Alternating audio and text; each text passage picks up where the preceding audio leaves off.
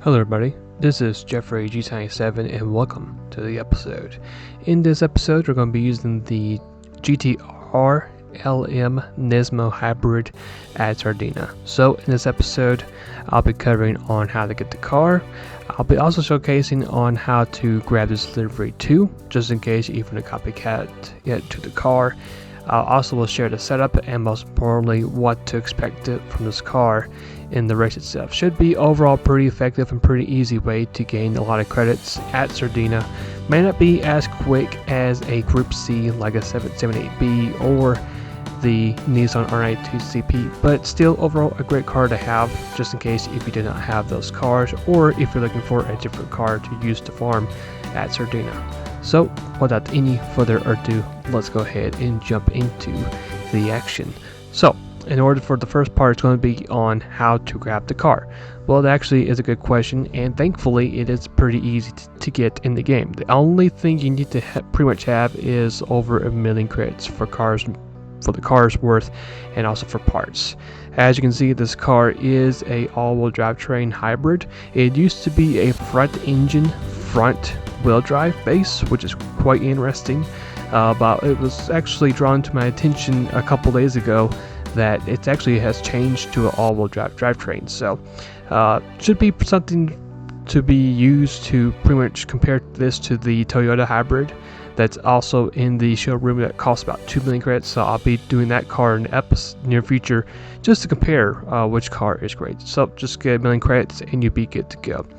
So after you grab your car, if you want to keep the livery or have a different livery, then you can do that. Or what you can do, you can actually follow me in the game. So here are 5 easy steps you can do, and these steps you can also use for any other particular users as well. You know, you can just do it for their decals, for their pictures, or for the liveries. The reason I do it is because that way if you do follow me in the game and want to copycat what I have in the videos, it'll make it a lot a bit easier. So in fact I do have this livery in my news feed, so if you do follow me in the game already, I do have it on hand. Now you can see that there isn't really any search tabs to go by, which you shouldn't worry about too much, because if you do look at it without typing anything, it should be as is. So here's a quick look of the build itself. Just the first page is the only thing we'll be only concentrating on.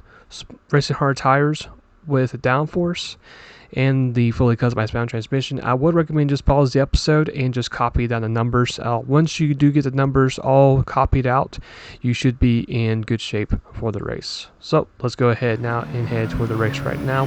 For this particular car, like I did mention before, this car is manufactured hybrid, and you will begin to notice when you actually do go through gear 2 into gear 3, the car's acceleration, it just literally shoots like a rocket, but it uses a lot of battery. Now thankfully for us, for this particular car, you use a lot of battery when you go back to acceleration, but you also gain a lot of battery back whenever you're braking into the corner. You can see the battery, it will deplete and it will receive energy back and forth, so thankfully you will not have to worry about to pretty much run out any battery in this race.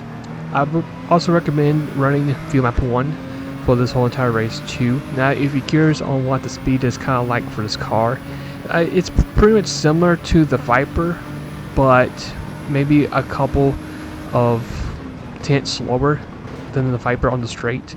The real huge benefit for this car compared to these Group 3s is going to be your fuel capacity on your car and also the handling itself. So the top speed really isn't the highest for this car. I would say we're probably maybe the second fastest car when it comes to speed, or third fastest, I would say that. But your handling and the fuel is going to be the major huge advantage over the rest of the Group 3s. But as you can see, for our first lap, we're going to find ourselves within P7 for the first lap, so really a decently good first lap for us. We're trying to negotiate around the AI and just being lucky in some certain corners of trying to get that clean air from the AI. And as you can see, we just barely get ahead of the Audi R8, so that just goes to prove that this engine really isn't an engine to really rely on a lot on pure horsepower. You have to rely a lot on your fuel and on your handling on the car.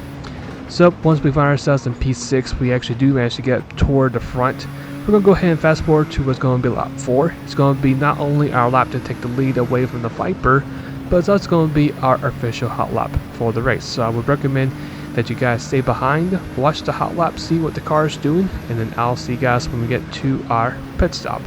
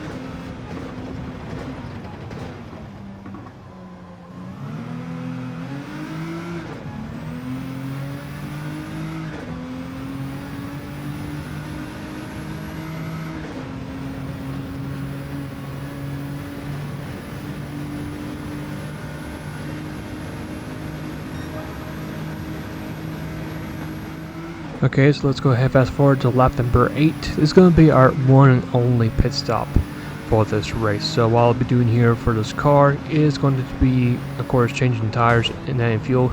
Now we did have a little bit of a hiccup there, getting slowed up by the Honda NSX, which was quite a little bit infuriating a little bit. But despite that, luckily for us, since we caught that damage right there at pit road, luckily once we get done with our pit stop, that damage will be completely gone and won't mess us up.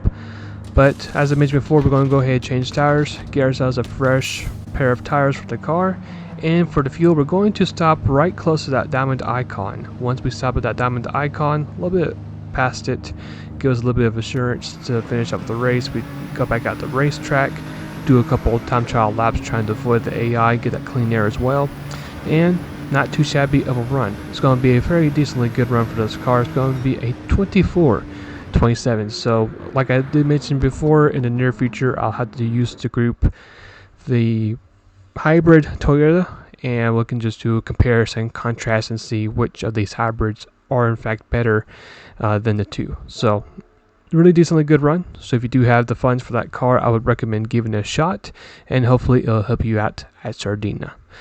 So for our next episode is going to be using a legendary car, the Suzuki Escudo at Le Mans. Now I have used this car, it was give or take about 2 to 3 weeks ago, but unfortunately I messed around and did the wrong setup.